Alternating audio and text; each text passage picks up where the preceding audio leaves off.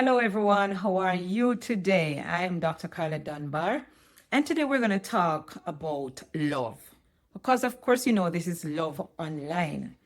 And we have to talk about love. We have to talk about how to shape love. We are entering into what we call the Yuletide season, the season of Christmas. You can see all the red and it's glowing.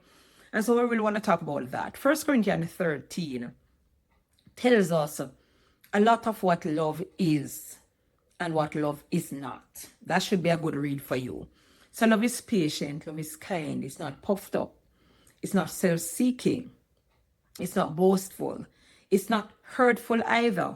So it's something that we stoke the embers of it as we grow in our relationship, right? And so we want to look at what preserves love, what preserves it, what keeps it and causes it to grow over time.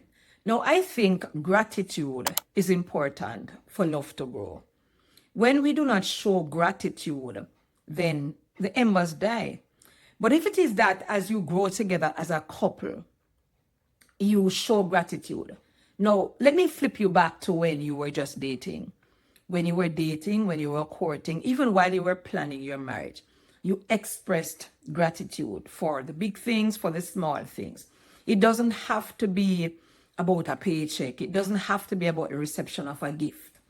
It really has to be about how you see each other and what you're grateful for as you grow together in love. So how about expressing that gratitude now while you are married, you are growing together? Sometimes things seem hard, sometimes things seem difficult. You're challenged even in your perspective, but still you can express gratitude because your spouse is there. They show up every time. They come home. Your meals are prepared. Your home is secured. The children are looked after. And yes, I'm particularly talking about you couples who have been probably living together for a while, who have been married for a while, and you have allowed the embers to sort of kind of dim. No, this is where you have to stoke it. You have to be able to express gratitude. The Bible tells us, oh, give thanks unto the Lord because he is good. So you give thanks also to your spouses. You understand, to each other.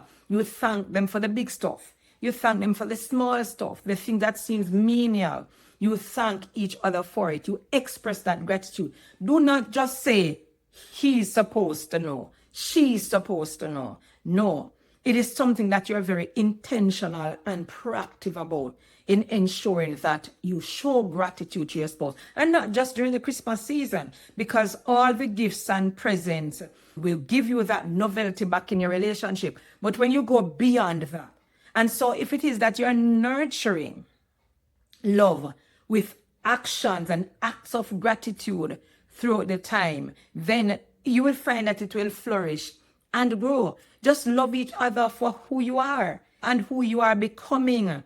It's when that season of gratitude is mixed with grace. Not because you're forced to do it, but because it is something that you enjoy doing. And then you see the value in gratitude because it's an asset to be able to show gratitude in your relationship. Understanding that it's one of the reasons that your love will grow over time. A second thing that I believe can grow your gratitude, grow your love in your relationship is conversations. Now, sometimes conversations differs from communication. Now, I know that when we're communicating, we're either being verbal or we're being non-verbal. In either case, you're still communicating something with your spouse or to your spouse. I prefer to say communicate with your spouse. But a conversation is something that is intentional. It's something that you put thought into to ensure that you keep it going. Have you ever read the book of Songs of Solomon? It's a love relationship, not a love-hate relationship. A love relationship where the conversation keeps flowing. It's ongoing because they are being proactive. They are complimenting. They are affirming. They are building up. They are not breaking down because that's what love needs. Love needs nurture. It needs nurture in order for it to grow. That is why when we hear it is patient, that is built over time. Yes, when we hear that it is kind, it is built through acts of kindness, not just a thought, not just something that is in our ideal, but something that we actualize in our relationship. So have conversations and talk. Talk about the things that matters, not just the children, not just the bills that are going to come due, but the things that will keep you two together, the things that you liked, the things that you love, the things that you miss, the things that you need. Have conversations about these things. When you are intimate, have conversations about that. When you're lacking in intimacy, have conversations about that. Have conversations about life. Too many times we pass each other in the hallway without even a word. Be intentional about the conversation as you apply gratitude and you have fruitful, lasting, and intentional conversation. A third factor that I think is important for love growth is appreciation. We often fall into the trap or the rut of taking our spouses for granted. Let us strive not to do that. Let us be intentional about showing appreciation. Generally, I encourage couples to get tokens. I believe in a reward system. Encouragement does sweeten labor.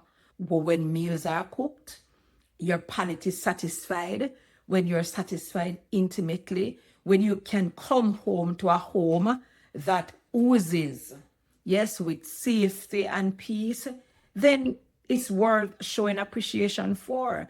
When the bills are paid because husband gets up and he goes to work on a daily, then express appreciation.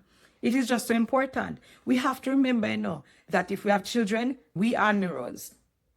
They are looking into us as to how we display and portray love to each other. And Christmas time is a good time as any to show that. But beyond that, we want to continue for that to show.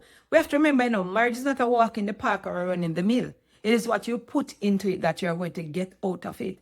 And love matures daily, even during times of difficulty and hardship.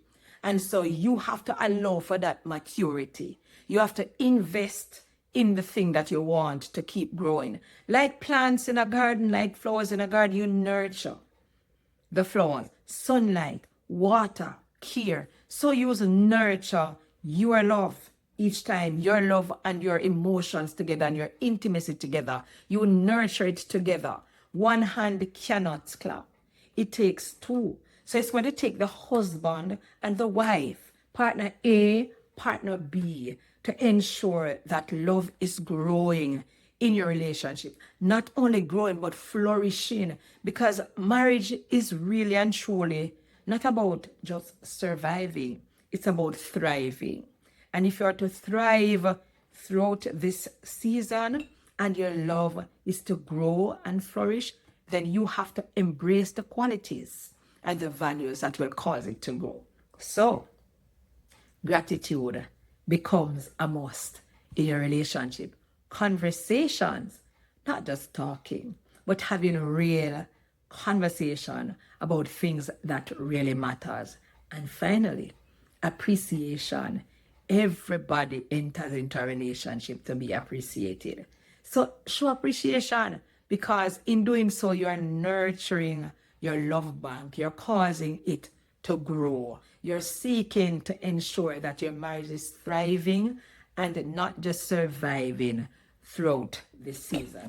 For more on how to nurture your love and to express appreciation, show gratitude, and have real conversations, you should enroll in the gym, the Grow Your Marriage Ministries. We have courses in the gym to help to build your relationship. If you are single and you're marriage-minded, then the MRI, Marriage Readiness Intelligence, is just for you. It's a 6-week course, once weekly. You want to take that to ensure that you are prepared. Remember, it is he who finds a wife or a husband that finds that good thing. And therefore, you have to put that thing into practice. And if you're a couple together, the M&M is just for you, Marriage Maintenance. That's an 8-week course.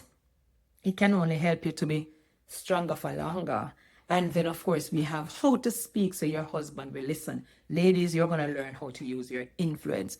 Register for these courses. Husband, not to be left out, because loving your wife in a Christ-centered way is designed specifically to help you to unravel the intricacies of your wife so that you're better able to meet her needs. And then sexual proficiency, that's for both of you. You will need to embark on that course together, because it's a journey, and it's a journey we take together. All of these things are ways in which we can help you to grow your love together. If you are a seasoned couple, then there's a marriage certification coaching course just for you, so that you can help others to build and to grow in their own relationship. God is at the helm of everything, and when we make him the constant in the relationship, then our marriages can thrive and survive. Now, may God bless you, because this is Love Online, and you are supposed to continue to love each other in your relationship. I'll see you next time, right here on Love Online.